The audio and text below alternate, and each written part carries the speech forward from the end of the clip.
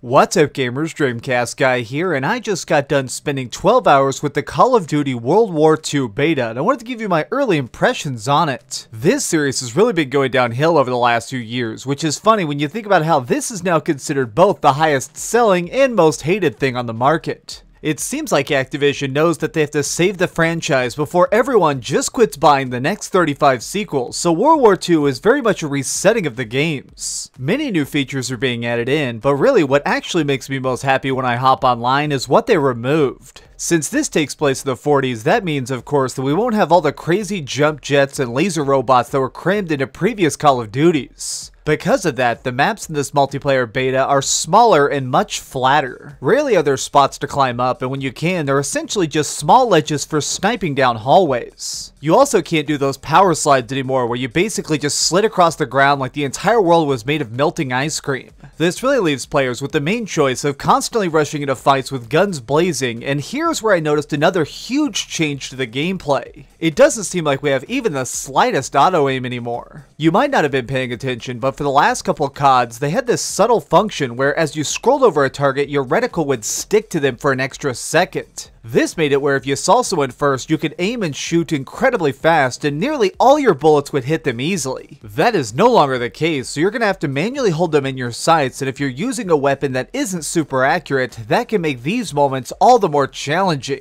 If there's one lesson this early tease of the game has taught us, is that this is an older, tougher version of shooters that we haven't seen in a while. Something for diehard fans to eat up, and yet something the casual people who made this franchise popular will probably hate. Out here in the field, being the best requires loads of skill or a willingness to camp around a corner with a flame shotgun. Where this game really shines brightest is just in the simple shootouts you'll have hundreds of times a match. The weapons finally have a real weight and force to them again, which is amazing to see return. All the lame entries in this series with mechs and space rifles made the guns feel like toys. Even when I was mowing down my enemies and winning top slot, I didn't have that pride of success since it was basically just like playing laser tag. There was no meaning to the points I was earning, but now there is. Being a single soldier with a gritty, beat-up gun crouching in a burned-out house is what Call of Duty was built upon. It's great having the sensation that my expertise matters again, especially in the new game type simply called War. This is a multi-stage invasion scenario where teams compete to capture objectives and move forward across a map. In this beta, we only had one area to try this, but it was a perfect place to show off how this creates some unique competition. You're either thrown onto offense or defense with the main mission of having a tank move into town. Doing that requires clearing out checkpoints, dismantling their armory, and constructing a bridge for it to drive on. It's here that you really begin to learn the importance and talents of each of the classes. Instead of having your typical custom loadouts, WWII breaks things down into roles a soldier would fill. Stuff like infantry, long range, and heavy attackers are all listed, but these are really just suggestions. If you want, you can give a sniper whatever random weapon you choose, and yet I still advise you at least stick close to their intended job so you're ready for the widest variety of situations. When you get deadlocked on a tiny map and don't have a character with frag grenades to blow foes out of their well-guarded spot, you are going to despise that you made all your loadouts the same. This brings me to another change they've made, and it's with customization. Upgrading your gear is still done by using them in battle to level up particular guns, but it seems like there's far less options because this is a different time period. When you think about it, this does make sense, because really, there isn't heart rate monitors to see through walls like you could in COD Ghosts, and laser dot sights haven't been invented yet. What we get instead is very practical upgrades like a grip for more accuracy or just a new barrel for longer range distance. All of this is interesting and surprisingly realistic, which is what we asked for, but there are some problems with this project as well. The most annoying issue I ran into is the fact that kill streaks are way too hard to get. This isn't me complaining that I'm not good enough, but when it takes 8 kills in a row just to drop a bomb, the only people getting that are campers. Every death restarts your kill count obviously, so you end up having entire matches sometimes where everyone is tucked into corners like this is a hardcore game of hide and seek. During this beta, beta, there are also some major server flaws that made it where a player could often skip back and forth on the screen,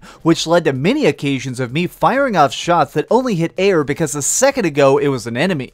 Pair this with the clear trouble that the game is having with hit detection and you have a glaring flaw. Pulling the trigger and watching your bullets perfectly land into some Nazi's brains really sucks when that piece of trash keeps walking since it didn't recognize the damage. I'm sure most of this is just because it's an early test version of the game and the servers are being hammered by millions of players, but this is stuff that needs to be improved before launch because these problems are pretty dang big. They are doing several more betas before release, so I'm actually eager to play in those as well to personally see what gets rebalanced, patched, or completely fixed from here. Overall, I had a blast recording all my merciless mayhem in Call of Duty World War II, but I'm curious what you think about it. Did you get into the beta, and if so, what is your favorite thing and most hated aspect of it in its current form?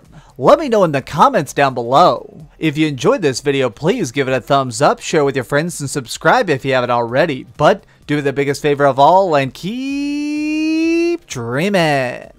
You know, I gotta say that it seems like the silenced machine guns are extremely powerful right now. If you're just starting out and you want an early piece of advice, choose those, mow some people down, cause trust me, they will never see you coming.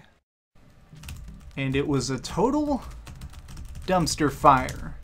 Oh, hi. I'm just working on the next video. If you want to see what it is, go ahead and click this button and you can subscribe. Also, if you click these video links, you can see my latest review and my latest top 10. Now I'm just going to sit here for a minute and wait for you to subscribe. Oh, I guess I could put on these giant glasses. I literally found these on a roller coaster.